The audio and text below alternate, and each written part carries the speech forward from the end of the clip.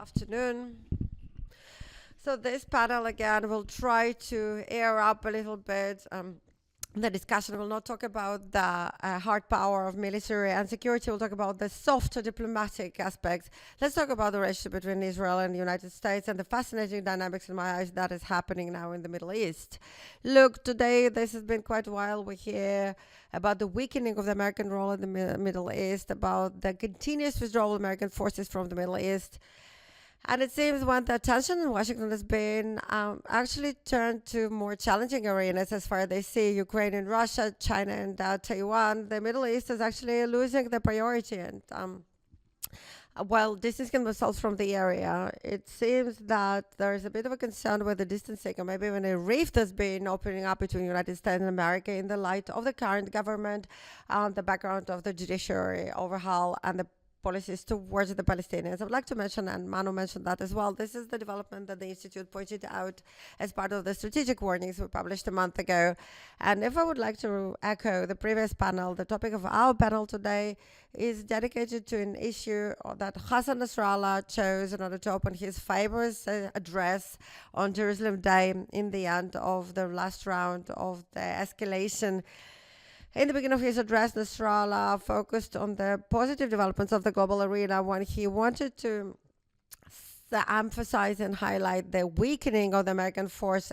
He described how the American diplomacy failed in different arenas, Venezuela, the withdrawal from Afghanistan, and he explained that it created an actual lack of trust and in the Middle East, you cannot trust the American role any longer. And this is how he describes the challenge of normalization that we'll be talking about in the area. He didn't settle down only for those words, but he said the American weakness, in fact, created a reality of multipolar reality.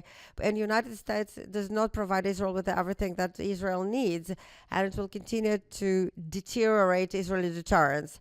We always take Nasrallah with certain, I would say, limited attention, but through our distinguished panel members, let's try to understand what is happening around us. Let's start with the relationship with America.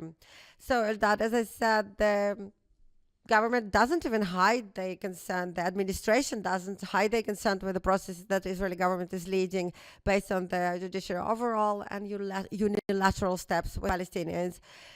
Witness was extraordinary expression of the American president, including the famous phone call with the prime minister that does reflect. I'm sorry, having a certain technical disconnect. Just 1 second.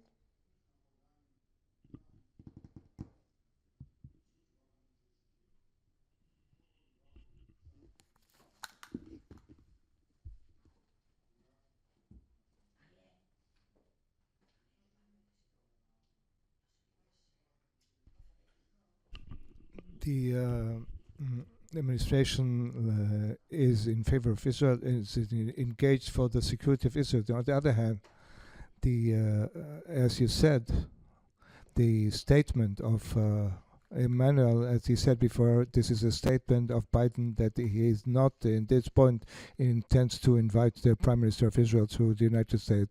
I think that this statement, above all, it expresses a very strong crisis in our relationship between the two leaders, because the message of Biden is very clear.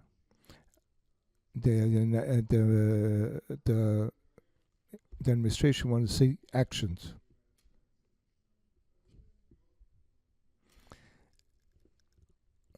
And not when this government has entered into term, the Americans have hoped and they even believed there is that he will avoid to go with the extremists and to get too problematic. And there are two issues that are bothering the administration. One is the behavior and the Palestinian arena. The idea of the two-state solution is in danger, is what they think, which is right for the Palestinian arena, and also for the deterioration in the region, which the Americans are afraid of. The second thing is the legal decisions. The administration is not entering into the issue. What is important for the administration is that that the Israeli system will be an agreement between all the political vectors and entities, and it will not be a threat to the balance between the different governance. And that Israel will maybe become an undemocratic country, like in Hungary and Poland. We had the relationship between Israel and the U.S. Have gone through crisis in the recent years. The famous crisis during the term of Obama, the signing of the nuclear agreement. But one has to say about the characteristics of the way in the past crisis between the U.S. There were political discussion, but now we're talking about a crisis from the point of view of the American, that the steps that are taking place are on the verge of a kind of a change of the nature of the democratic change of Israel. That the relationship between Israel and the U.S. is based on equal values. We have shared values, and the changing of the nature of Israel in the American vision is weakening the ability of American to justify Israel if it's not a democratic country. It also hurts the relationship between the two countries. We can also see that this is all the background, the change that take place in America. We don't have time to talk about it, but those changes taking place in America. Only a few of them show that two phenomena which are problematic in America. There is a big gap between the Democrats and the Republicans, and their support of Israel. More Democrats are identifying with the Palestinians and not with Israel. And more a serious one, there is a change between the young people in America. The young people less support Israel. There was a review made, and they found out that there is problematic. I think that we have to see the things that the Biden and what they say about Israel regarding the relationship with Israel. I have heard a lot of speculation that Israel is U.S. is less important for Israel. And we don't say that Israel had not to enter into a discussion with Israel, into a dispute of them. But it also insists on its principle. It has to take into account and to understand that the walking against the American is actually going against its own interests. Not to if this is a crisis. Thank you, Eldad. Tamir, the relationship between the United States and Israel have a certain context. This is probably influenced by the global phenomenon. How would you analyze the geopolitical global reality right now? I mentioned Israel. I talk about the whole multipolar world. Do you identify competition between superpowers that is increasing? Is it connected to internal processes in Israel, or not everything is actually focused on us? And what are the ramifications of this particular regrouping of our strategic situation? We did look at the really wrong time to bring to discussion the topic of joint values with the United States.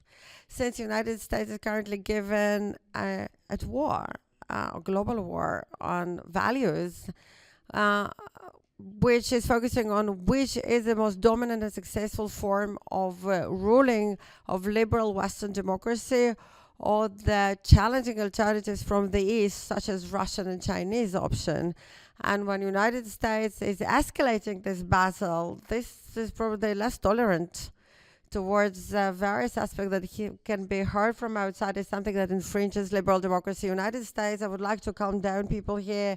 They understand absolutely nothing about the judges selection committee or the judicial overhaul. They're not focused on those details. They understand one thing: power. And they know one thing: the power has to be balanced by a counterpower.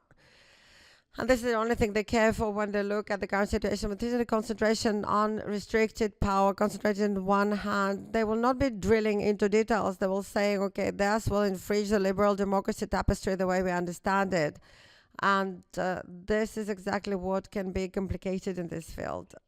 When you ask from one hand, how will it impact?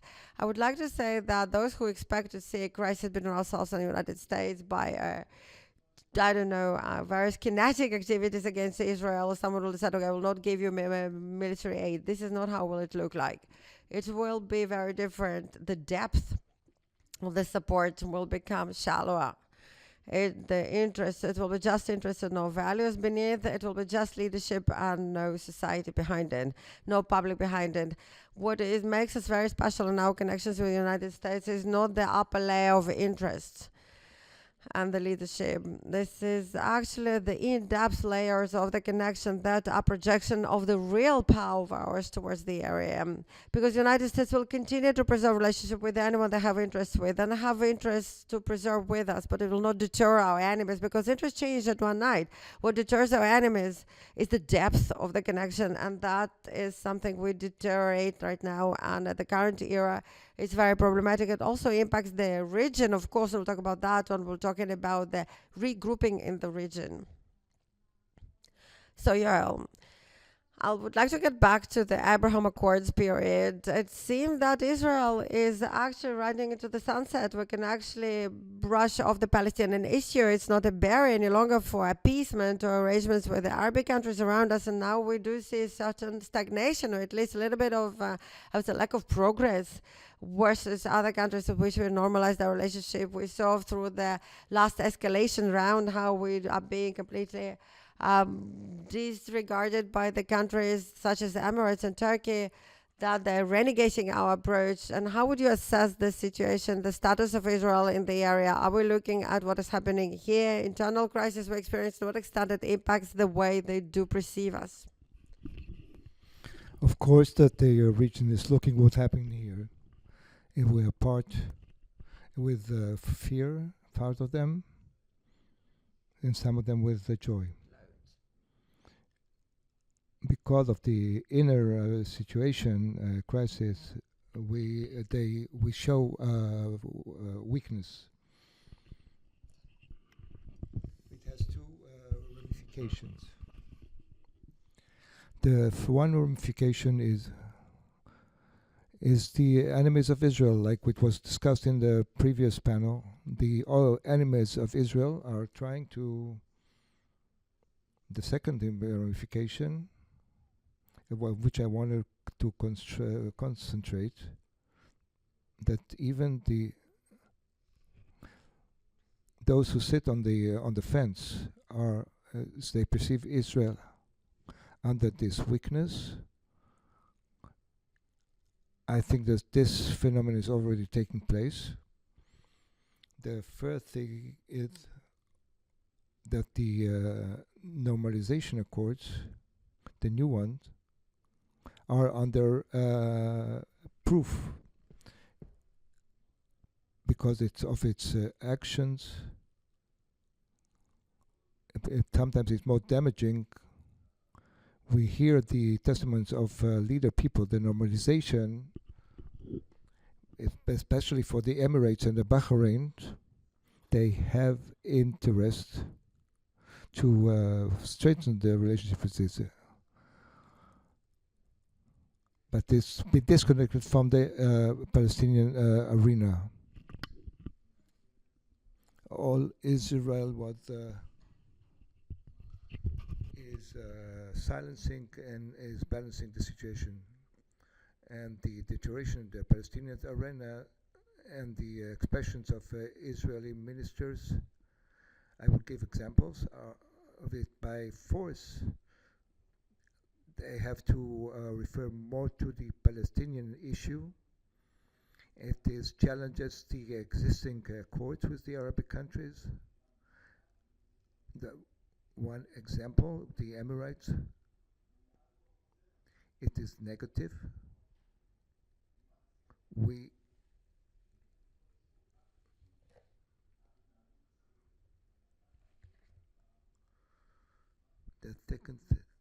The countries are sitting on the fence.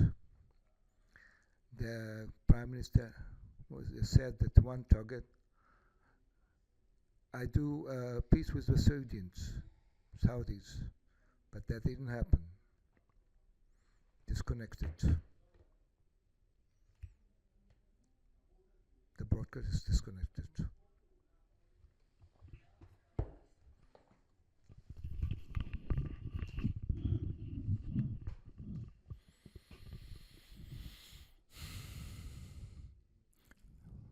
I don't remember such a thing. Many about the activities of the government. It is unprecedented. It is to look again at Israel and also the change in the relationship between Israel and the US.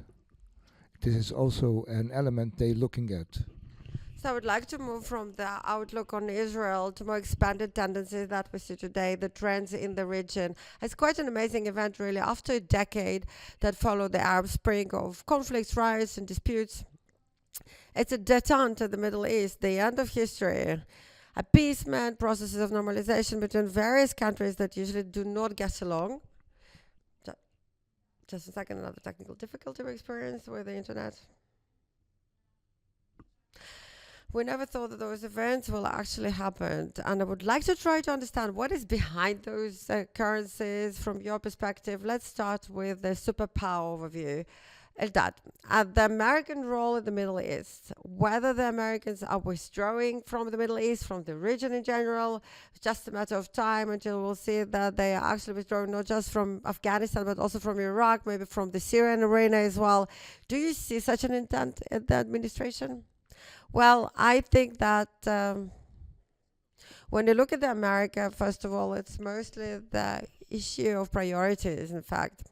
Only a few months ago, the American administration published a strategic national security document, and the Middle East receives the very relatively short chapter that is very far from the top priorities of the United States. Well, obviously, China and Russia are heading, and there are other issues until they actually get to the Middle East. I think that the very common approach today in Washington is that the region presents more problems than opportunities, and the Americans, the way they are, work based on their interests. Of course, it doesn't mean that the United States is leaving the Middle East. The United States is operating the Middle East in a different manner than they did in the past. In the past, almost a default was, in fact, each event the Americans were implementing power, force, or working with force. This is not happening any longer. Americans, in fact, build their strategy, and they call it alliances, deterrence, and diplomacy in order to prevent escalation. Biden's advisor just 2 months ago presented the strategy of the administration in the Middle East and defined it as a Biden doctrine, though I think it's not necessarily Biden doctrine, it's more of the recent president's doctrine. And the policy of current administration continues, even Trump's period, and obviously it started earlier during Obama's administration. And this advisor defined, in fact, 5 different fields that are the foundations of American policy in the Middle East, and he stated the following. What guides the Americans are alliances, unions, deterrence, diplomacy, integration, and values. Those are the foundations, and it also specifies what exactly it includes. You need to pay attention to 2 fields. First of all, the principle of alliances. The period of Americans operating for the benefit of the interests of other countries is over in the Middle East without them contributing to the American interests in any form. Americans understand as well that they're paying a price, as well as Yoel just explained to us, and they absorb this price. They're a superpower. Of course, they have other interests and they work based on those interests. But what matters to the Americans is to look at the Middle East not just as a place where are problems, but as a place where the development of different processes of energy, pandemics, nutrition security, climate change, it's important for the American agenda, and they do see the partnerships and the alliances as a possible central strategy for them. I don't think the Americans will be leaving the region. I don't think the Americans will be removing their forces from the area, but they will definitely not going to fight the battles of the regional countries. And in the end, the ramifications are in the eyes of the beholder, in fact. And I'm sorry to disappoint Mr. Nasrallah. I don't think America is weak, and I think the American conduct in war of Russia against Ukraine expresses power and not weakness, but he can say it the way he was, obviously. I would like to say a word about Iran. Talking of American policy, by the way, Americans are emphasizing constantly that America will never allow Iran to obtain a nuclear bomb. I do think they mean it, but what is bomb in American eyes, from the other hand, in comparison to bomb in Israeli or regional eyes? And here the sense of threat of Iran in American eyes is very different from the sense of threat in the Israeli or local perspective. We can see the gap between the way the regional countries conduct themselves with Iran and the way Israel conducts itself versus Iran. And I think that the Gulf countries, for example, understood that contact with Iran, when America sees the threat differently, has to be the way it is currently being managed through discussions with Iran and not through a conflict with Iran. Again, we need to take it into account. What, in fact, the agenda that the Americans present in the Middle East is quite clear. But it's less clear what is the agenda of the Chinese. What is going on with the Chinese in the area? For years and years, I hear about the very fact that the Chinese giant came to the Middle East, and very soon it will be changing everything here. But we didn't see it actually happening. The experts claim that China is stalling from entering the Middle East to get involved in the unstable arenas, because they don't have interest in those arenas, and the Middle East is definitely an unstable arena. And it seems that something, in fact, did change recently. We can actually see China more involved from economical perspective, maybe even military, but mostly diplomatic. You mentioned here the Chinese mediation of the historic agreement between the Iranians and the Saudis, and even an offer to mediate between ourselves and the Palestinians to solve the crisis, and this was Chinese offer. Do they encroach deeper in the area, or is it just pinpoint events? I want to say for a moment, I want to get back to the fact that the U.S. Didn't market in a good way its conception of the world, and the change is taking place is also towards Iran.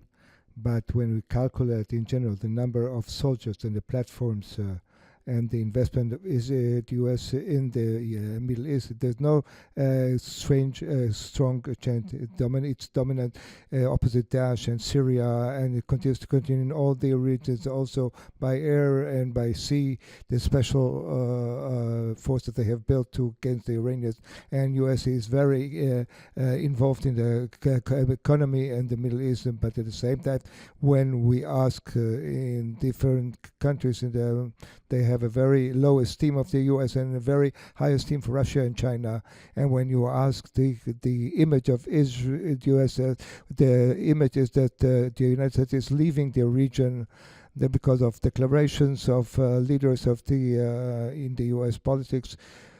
And this narrative, it has a significance, and this is what creates it. What we see, part of what we see here. The oil likes to take the risks, they're shortening the risk. The countries in the country, and they decided not to be on the side of America because it's not so stable, so they are distributing the risks. China wanted the end of the day to be a superpower that governs half of the eastern globe in a very significant way, and it has the plans for the world force. The strategic wealth strategy to China, and they will solve this. That were good for the commerce. This is the idea of China. This is its narrative. They only think about commerce. In each place where they can find an opportunity that has a narrative, they're taking out the U.S. and enter the region. What happened in Saudi between Saudi and Iran has started 2 years ago, even more. It is started quite far away. That in the talks that surprised us very much, and when they saw it, that is, they gave the platform and took this all in, and they will do it more and more. Each place where they can do an image that they can take out American and more influence of the China, they will enter to the Persian Gulf and to the Middle East, and for different historical reasons also. This is the tragedy. So you mentioned the wave of normalization we experienced in this area, including with those who were considered up to now as excluded from the milieu Bashar al-Assad, that I follow quite closely. We see countries actually normalizing relationship with this war criminal, Tunisia, Turkey, and Jordan, Saudis, which is a more dramatic event. The same historical agreement between the Saudis and the Iranians, a possibility of appeasement between the Yemenites and the Houthis, the warming up of relationship with the Gulf countries after the Qatar crisis. Unprecedented. What is happening? How can you explain this unusual warming up? Is it just a result of the global understanding? Is it the narrative that Tamir just mentioned, that one can't trust the Americans or rely upon Americans? They need to learn how to measure their own business on their own. There's so many different topics altogether that are bundled up. There is a hedging on two levels. On the global level, we have here by the countries an attempt to diversify by two reasons. First of all, they can't receive certain things from the Americans and try to find it elsewhere, whether it's diplomacy or weapons. And it's an attempt to pressure the Americans to be a better ally. Those countries, mostly in the Gulf, the rest of the Arabic space is a failing space of failing states, most of them. It feels much more of an asset. They feel that the higher level of assets on the background of the Ukrainian war is increased, and they try to generate in the eyes of the Americans a different equation of relationship where they have more value. I would like to talk about the detente. First of all, those who are surprised by the detente, and actually brought here a head of one of the newspapers, and there were others and other reporters, the new Middle East, that is new but dangerous. This is one of the headers of Israel newspaper. If you're surprised by what is happening in this area by this detente, you probably haven't been in the Middle East for 2 or 3 last years. We do monitor here in this institute and do write about that for 2 or 3 years. The process started a long time ago, and part of those buds matured recently. This process started in 2019 in Iranian-Saudi case, in 2018 with the opening of the embassy in Syria. And they also cry out that the Middle East became more dangerous. I would also disagree here. I think there's so many opportunities that are opening up for Israel as well. I must say that this whole leverage of various appeasements and arrangements in the Middle East between Tunisia, Syria, Bahrain, Qatar, that was very problematic by them in the past. The Emirates and Qatar will be reopening their embassies, and Egypt and Turkey continue very gradually to get close, and a very dramatic, the end of war, I hope it's the end of the war, and during the last 8 years in Yemen, those processes in the center, which is not just the detente within the Arabic space, not just the Arabic countries improve their own relationship, but the non-Arabic countries in the Middle East, such as Iran and Turkey, start to reinforce the relationship with the Arabic space. This is much bigger, actually, and more significant. I would like to emphasize as well that this appeasement is not based on love. It's not an appeasement based on religious or ideological foundations. They're not dancing together, the Sunni and the Shia. The detente is a result of the necessity. Iran and the Saudis start to understand, and others. This is a deep need that they have in order to improve the current state of affairs for their own different reasons. Arabic countries want to put aside a decade of battles and struggles. We called it the Arabic Spring. It started then on different arenas with outbursts. They do choose dialogue in order to promote national goals. What brings them to this point? And this is the most interesting part. Why those countries choose a dialogue instead of a conflict? 3 main reasons. First of all, within those countries, the internal level, there is a certain intent and a will among those poor countries to rehabilitate the economy. Turkey, Egypt, or other poor countries in the Middle East.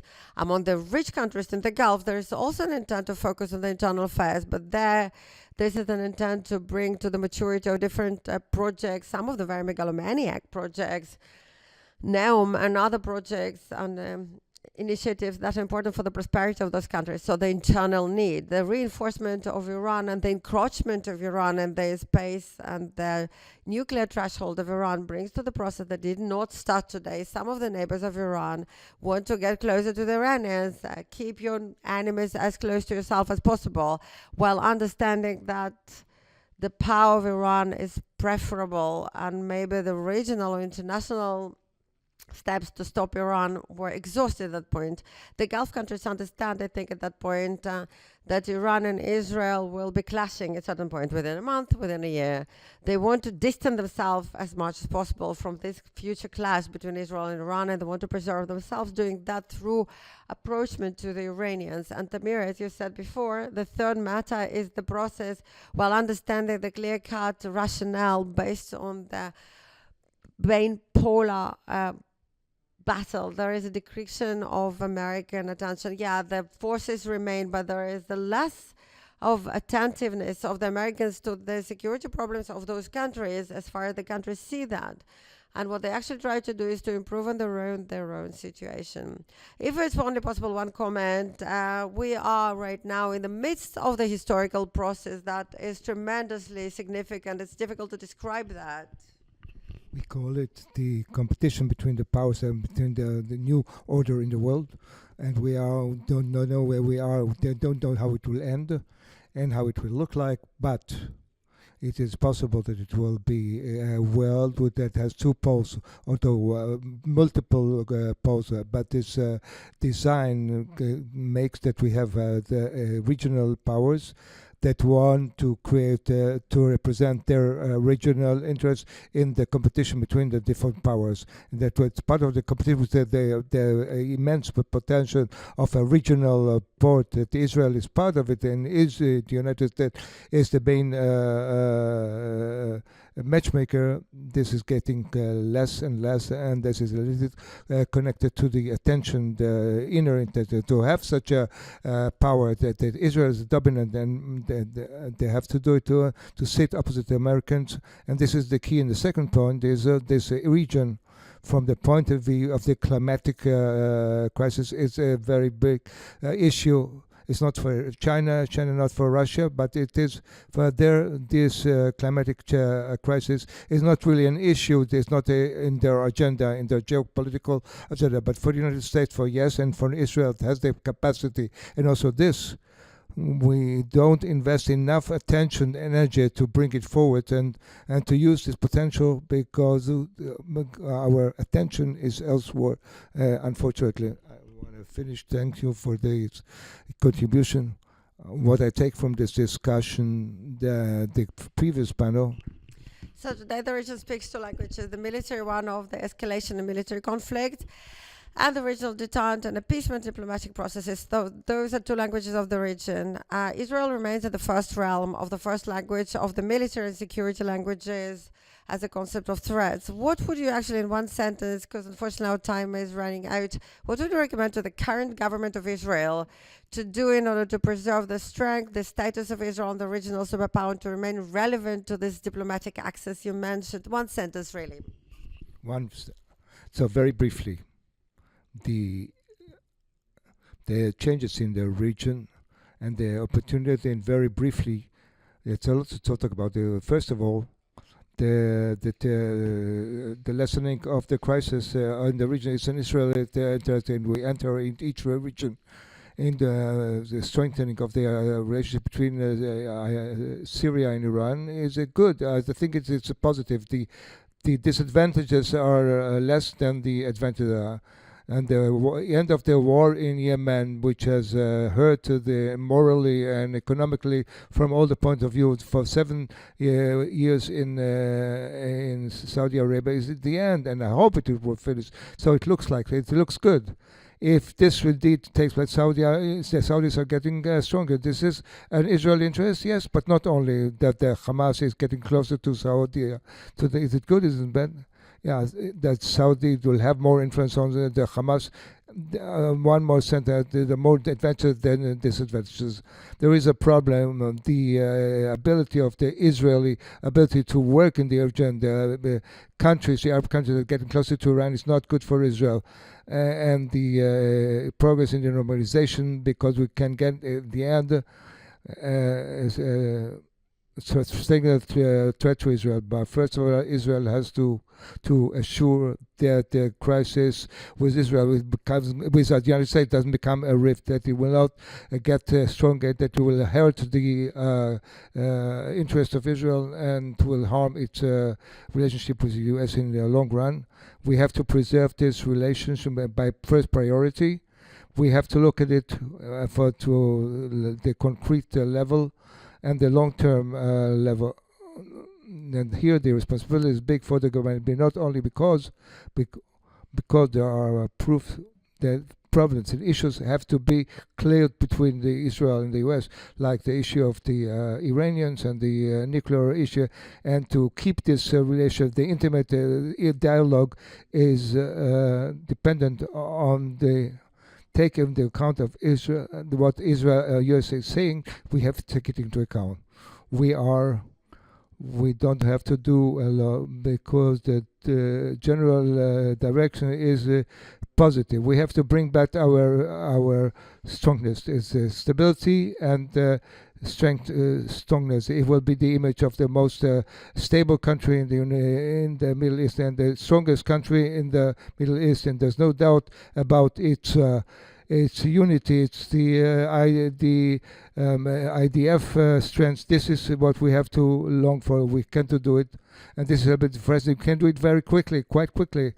We have brought upon ourselves this weakness, and we have brought upon us the weakening of the image of the IDF. And if we decide tomorrow, it would come back, because we have the ability to rehabilitate very, very quickly, and it's crazy how we can do it. We have to justify, to stop, to continue to hurt our own scars, and to have to stop that.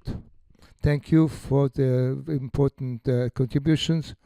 We're going to the third panel about the social crisis in Israel.